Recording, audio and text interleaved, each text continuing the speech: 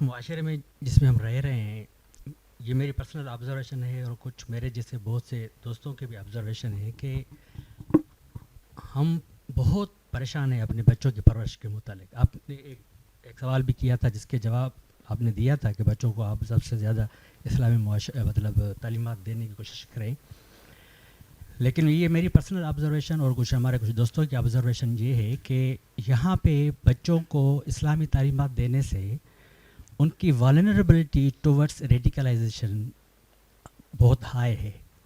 بچے چونکہ یہاں پہ انتہائی صاف ستھرے اور سچے ماحول میں اس کی پرورش ہو رہی ہے تو وہ چیزوں کو بہت سچائی کے ساتھ اور جوں کا توں لیتے ہیں اور اس میں منافقت کا عنصر نہیں ہوتا. جس طرح ہماری پرورش ہوئی ہے جس معاشرے میں ہم منافقت والے معاشرے میں پلے نپے ہیں. ہم نے خود اپنے ماں باپ کو کچھ کرتے اور کچھ کہتے اور کچھ کرتے ہوئے مختلف دیکھا ہے. بلکہ مولوی کرام کو بھی بہت سے اساتذہ کو بھی کچھ کہتے ہوئے کچھ اور کرتے ہوئے کچھ دیکھا ہے.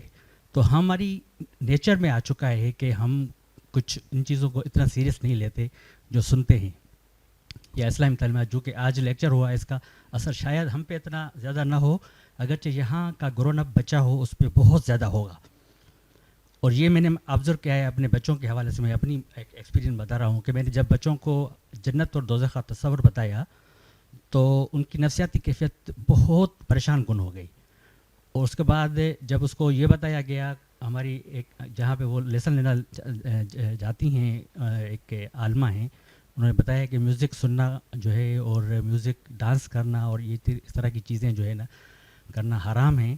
تو انہوں نے ہم ماں باپ کو بھی پابندیاں لگانا شروع کر دی اور ہمیں ڈرانا شروع کر دیا. اور they went up to that level serious کہ just they are tendent to be کرائے کہ آپ دوزخ میں جائیں گے.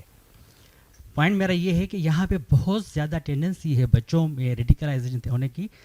تو ہمیں آپ پلیز ذرا اپنے ادارے کے حوالے سے ایسے گائیڈ کریں یا کوئی ایسا سلیبس ڈیزائن کریں کہ ہم ارلی اسٹیج پہ 5 سالوں کا بچہ ہے تو اس کو کس حد تک اسلامی تعلیمات دیں، 5 سے 10 سالوں تک کے بچوں کو کس حد تک اسلامی تعلیمات سے روشناس کرائیں اور اسلامی روایات سے اور اپنے کلچر سے، اور اس سے زیادہ ہو تو پھر. کیونکہ ہم نے دیکھا ہے کہ ہمارے ہاں ہمیں جس طرح کے اسلامی تعلیمات دی گئی تھی، ہمیں ارسپیکٹو کہ ہم کس عمر کے ہیں ہمیں ہائی ڈوز دیے تھے. مختلف عمر پہ مختلف ڈوز دیے گئے تھے جس کے ہم کبھی ایبزارو کر پاتے تھے کبھی نہیں کر پاتے. اور آج حالت یہ ہے کہ ہم کہیں کے نہیں ہیں. آپ ذرا پلیز ہمیں گائیڈ کریں گے کہ آپ کچھ کر سکتے ہیں اس حوالے سے مجموعی طور پر ان پاکستانیوں کے لیے جو باہر رہتے ہیں اور ان مسلمانوں کے لیے جو باہر رہتے ہیں اور بچوں کے متعلق پریشان ہیں کہ ان بچوں کو وہ اسلامی تعلیمات بھی دینا چاہتے ہیں، مسلمان بھی دیکھنا چاہتے ہیں اور اچھا پروفیشنل اور کامیاب انسان بھی دیکھنا چاہتے ہیں. دیکھیے، یہ جو کچھ بھی آپ نے بیان فرمایا ہے اس میں بنیادی کردار تو ان لوگوں نے ادا کیا نا جنہوں نے ان کو مذہب کی تعلیم دی ہے. یعنی جو باتیں بچے کو جس عمر میں جا کے بتانی چاہیے تھیں وہ انہوں نے قبل از وقت بتا دیں، اور بعض باتیں صحیح نہیں بتائیں. یعنی موسیقی کی حرمت کا اسلام سے کیا تعلق ہے؟ اللہ تعالیٰ نے قرآن مجید میں بالکل واضح طور پر بتا دیا ہے کہ اس نے صرف 5 چیزیں کھانے پینے کی چیزوں کے علاوہ حرام کی ہیں اور کوئی چیز حرام نہیں کی. تو یہ تو تعلیم کی غلطی ہے کہ جو لوگوں کو پہنچ گئی. میرے خیال کے مطابق کرنا یہ چاہیے کہ آپ اپنے بچے کو پہلے مرحلے میں صرف ان چیزوں کی تعلیم دیں جن کا تعلق بچے ہی سے ہے. یعنی مثال کے طور پر آپ نے کچھ دعائیں اس کو سکھا دیں. بچے عام طور پر قرآن مجید کو پڑھنا جلد سیکھ لیتے ہیں، تو آپ تھوڑا سا قرآن مجید یاد کرا دیں ان کو. اس کے بعد اگر ممکن ہو سکے تو آپ نماز کی تعلیم دے دیں. عبادات کیوں کی جاتی ہیں اس کے بارے میں مختصر طریقے سے بتا دیں، اور اس کے پیچھے جو اصل کار فرما ہوتی ہے اس سے اس کو بتائیں اس کے بارے میں. اس کے بعد آپ اللہ تعالیٰ کی کتاب کی زبان اگر بچے کو پڑھا سکتے ہیں جیسے میں نے عرض کیا، تو اس کی تعلیم دینے کی کوشش کریں. وہ ایک لینگویج بھی سیکھ لے گا اور پھر قرآن مجید کو بطور ریڈر کے پڑھنا شروع کر دے گا.